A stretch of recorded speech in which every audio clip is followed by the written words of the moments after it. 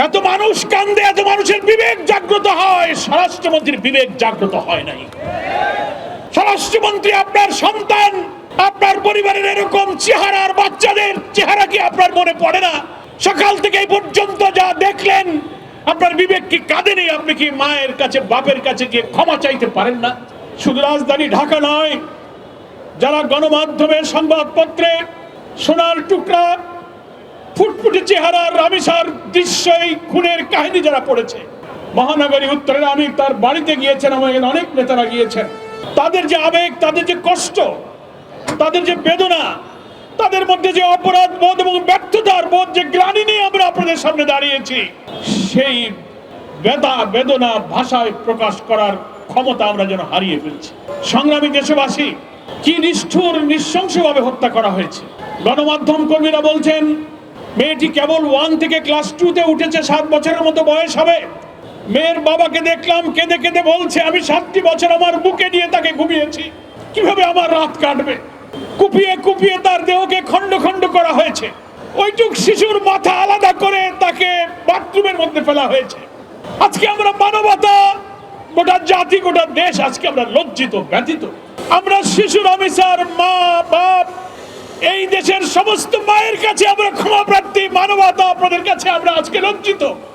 আমরা যারা রাজনীতি করি, সমাজ, দেশ, সভ্যতার দায়িত্ব নিয়ে মানুষের কল্যাণের জন্য যারা রাজনীতি আর আদর্শের কথা বলি, তাদের সামনে এত অমানবিক, এত ঘৃণ্য, এত পৈশাচিক দৃশ্য, আমাদের বিবেক ক্ষতবিক্ষত হয়ে যাচ্ছে।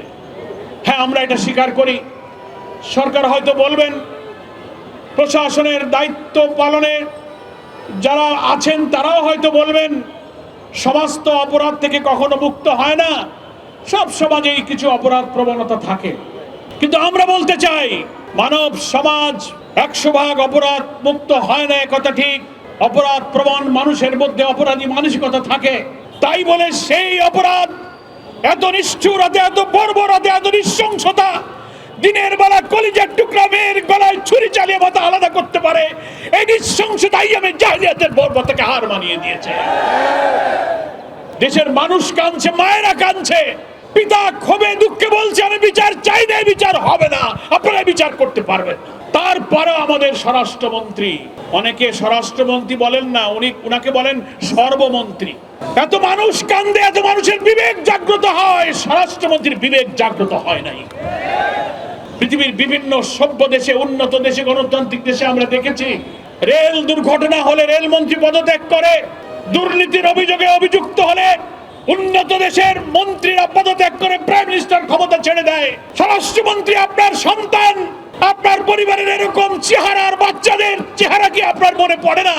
সকাল থেকে এই পর্যন্ত যা দেখলেন, আপনার বিবেক কি কাঁদেনি? আপনি কি মায়ের কাছে, বাপের কাছে গিয়ে ক্ষমা চাইতে পারেন না? আমরা বিকাল পর্যন্ত যতটুকু জানি, এখনো আপনারা জাননি। আপনারা একটা ঘটনা ঘটলে শুধু অন্যের উপরে চাপিয়ে দেন। জামাত ইসলামী সহ বিরোধী দলের উপরে বলেন তারা ভাব সৃষ্টি করে। আমরা পরিষ্কার সরকার এবং দেশবাসীকে বলি, জামাত ইসলামী কোনো মবের রাজনীতি করে না। মিরপুরে আপনারা আপনাদের উস্কিয়ে দেয়া, দেশকে অস্থিতিশীল করে বিরোধী আন্দোলনকে সাবোটাজ করার জন্য আপনারা মাজার ভেঙে হামলা করে আপনারা সেটা ইসলামপন্থীদের উপরে চাপিয়ে দেওয়ার চেষ্টা করেছেন। সব কিছুতেই আপনারা বিরোধী দলকে আবিষ্কার করার চেষ্টা করেন। প্রশাসনে যারা আছেন, ল এনফোর্সিং এজেন্সিতে যারা দায়িত্ব পালন করছেন, স্বরাষ্ট্রমন্ত্রী আর সর্বমন্ত্রী, সংবিধানের টানাটানি ছেড়ে মানুষের জীবনের নিরাপত্তার দায়িত্ব পালন করুন। কাজ নাই। আজকে গেছেন আপনারা মিরপুরে গরিব মানুষের বস্তি উচ্ছেদ করার জন্য। দুঃখী, বঞ্চিত, অন্নহীন, গৃহহীন মানুষেরা সেই পুলিশকে ধাওয়া করেছে। আমরা পুলিশের ধাওয়া পছন্দ করি না, কিন্তু গৃহহারা মানুষকে যখন আপনি উচ্ছেদ করতে যান, অস্তিত্ব যখন টেকে না, তখন তার বাঁচার জন্য আর কোনো উপায়ও থাকে না। সে পুলিশেরা সেখান থেকে ধাওয়াকে ফিরে আসছে। হামে প্রতিদিন লোক মারা যাচ্ছে, 10, 20, 25, কয়েক শত শিশু। আপনার ঘরে, আমার ঘরেও তো শিশু আছে, আমরাও তো শিশুদের পিতা মাতা। শুধু আপনি আগে দোষ দেবেন, আগের সরকার টিকার ব্যবস্থা করেনি।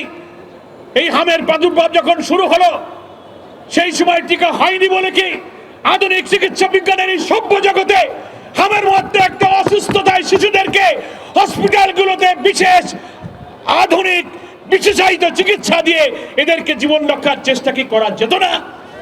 আপনারা সেই ব্যর্থতা ঢাকার জন্য সবকিছু কি আপনারা পিছনের লোকদের উপর দায় চাপাবার চেষ্টা করেন। আইন শৃঙ্খলায় আপনারা জনগণের হক আদায় করতে পারছেন না। নিরাপত্তা আপনাদের কাছে দেওয়ার মতো কোনো চরিত্র নাই। আজকের সভাপতি বুলবুল ভাই কি বললেন, মিডিয়াতে এসেছে বিএনপির এক নেতা সফরে যাবে, সে টেলিফোন করে বলছে, টেলিফোন তার অডিও সংলাপটা ভাইরাল হয়েছে, সে বলছে আমাদের এক বিএনপির নেতা আসবে, 15-16 বছরের একটা বাচ্চা মেয়ে জোগাড় করে রাখো। সি সি সি সি সি ঘৃণা এবং ধিক্কার জানাই। বিএনপি ছাত্রদল যুবদল তাদেরকে আপনারা এই যৌন লালসার লোলুপ শিক্ষা আপনারা দিচ্ছেন। ধর্ষণ, যৌন বিকৃতি, যৌন উন্মাদনায় লালসা বিএনপির নেতাদের মধ্যে কি পরিমাণ তৈরি হয়েছে। নেতার সফর উপলক্ষে মেয়ের জোগাড় করতে হবে, এই যদি রাষ্ট্রীয় ক্ষমতায় থাকা দলের চরিত্র হয়, তাহলে এই ধর্ষণ যারা করে, নৃশংসতা যারা করে, সব জায়গায় এই দলের লোকদের মদত এবং সাহায্য আছে। শুধু গ্রেফতার করে মানুষকে সামাল দিলে হবে না, এমন বিচার করতে হবে প্রত্যেকটি শিশুর পিতার হৃদয় যেন প্রশান্ত হয়। প্রয়োজনে আইন সংশোধন করে ধর্ষণ এবং মৃত্যুর শাস্তিত মৃত্যুদণ্ড, কারাগারের মধ্যে ফাঁসিতে মৃত্যুদণ্ড দেওয়া হয়। বাংলাদেশের ফৌজদারি দণ্ডবিধি প্রয়োজনে সংশোধন করে ইসলামিক জুরিসপ্রুডেন্সে বলা হয়েছে এই সব নৃশংস হত্যার বিচার প্রকাশ্য জনগণের মধ্যে, তাকে সামনে এই মৃত্যুদণ্ড দিলে গোটা জাতির মধ্যে অপরাধ সম্পর্কে আতঙ্ক তৈরি হবে।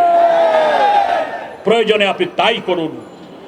নৈতিক শিক্ষা, ইসলামী শিক্ষা, মানুষের অন্তরে আল্লাহর ভয়, আখিরাত পরকালের ভয় সৃষ্টি করার জন্য জামাত ইসলামী আলেম ওলামারা যেখানে ইসলামী শিক্ষা নৈতিকতার কথা বলে আসে, তখনই আপনারা বলেন উনাদের উপরে জঙ্গিবাদের ভূত চেপেছে। ইসলামী নৈতিকতা তৈরি না হলে এইভাবে আপনার শিশুরাও ধর্ষিত এবং নিষ্ঠুর ভাবে নিহত হবে। ফলে শুধু আইন দিয়ে, শুধু পুলিশ দিয়ে মানুষের জীবন রক্ষা হয় না, তার জন্য নৈতিকতা, চরিত্র, মানুষের অন্তরে আল্লাহর ভয়, আখিরাতের ভয় জাগানোর মতো শিক্ষা তৈরি করতে না পারলে এই নিষ্ঠুরতা থেকে বাঁচার আর কোনো পথ আমাদের নেই। প্রিয় ভাইয়ের আমার, আজকের সভাপতি আপনাদের কাছে অনুরোধ করেছেন আমরা আমাদের এই ছোট্ট কন্যার হত্যার প্রতিবাদে কিছুটা বিবেককে সান্ত্বনা দেওয়ার জন্য অন্তত বিক্ষোভ করে অন্তত হৃদয়টাকে প্রশান্ত করব। সবার চোখে পানি, সবার হৃদয় কাঁদে, কিন্তু আমাদের সর্বমন্ত্রীর হৃদয় কাঁদে না। তার তো উচিত পিতামাতার পা ধরে ক্ষমা চাওয়া। গোটা জাতি অন্তত দেখতো যে না, সেও একজন পিতা, এই বর্বরতা তাকেও ব্যথিত করেছে, হৃদয়কে আপ্লুত করেছে। এতটুকু সভ্যতা, এতটুকু মানবতা দেখাতে পারেননি। সেই জন্য আমাদের সম্মানিত আমিরে জামাত ডক্টর শফিকুর রহমান আজকে হজে যাওয়ার সময় বিমানবন্দরে বলে গেলেন শিশু রামিসাকে, শিশু মামুনি রামিসা, তোমার কাছে আমরা মানবতা, আজকে তোমার কাছে আমরা লজ্জিত, আমরা আজকে ক্ষমা প্রার্থী।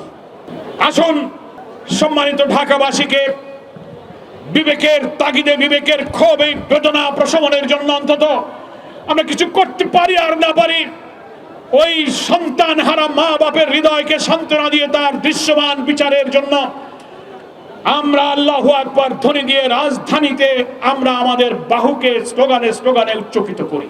সাংবাদিক বন্ধুগণ, দেশবাসীকে আহ্বান জানাবো, মিডিয়ার অপপ্রচার গুজবে কান দেবেন না। কিছু হলেই জামাত শিবিরের দিকে আপনারা ঠেলে দেবেন। জামাতের এমপিরা চাল চুরি করে, গম চুরি করে, এই যত মিথ্যা প্রচার সবগুলো হচ্ছে গুজব, গুজব, গুজব।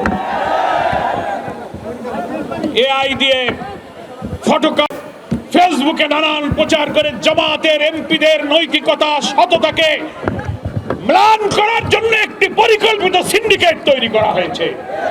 আপনারা কোন অপপ্রচারে কান না দিয়ে আসুন। এই সমাজ ভাঙতে হবে। এই জাহেলি সমাজ ভেঙে আল্লাহর বিধানের সমাজ ছাড়া এই নিষ্ঠুরতা থেকে বাঁচার কোনো বিকল্প পথ নেই। মান আল্লাহ আমাদের সকলকে ক্ষমা করুন। শিশু রামিসার পিতামাতার কলিজায় ধৈর্য দিয়ে হৃদয়কে প্রশান্ত করুন। এবং প্রকৃত অপরাধীর দৃশ্যমান শাস্তি হোক সেই দাবি করে, সেই আশাবাদ ব্যক্ত করে আজকের সমাবেশে আমার বক্তব্য এখানে শেষ করছি। এখন মিছিলে আপনারা যাবেন। আমার তৌফিক ইল্লা বিল্লাহ। আসসালামু আলাইকুম ওয়া রাহমাতুল্লাহি ওয়া বারাকাতুহু।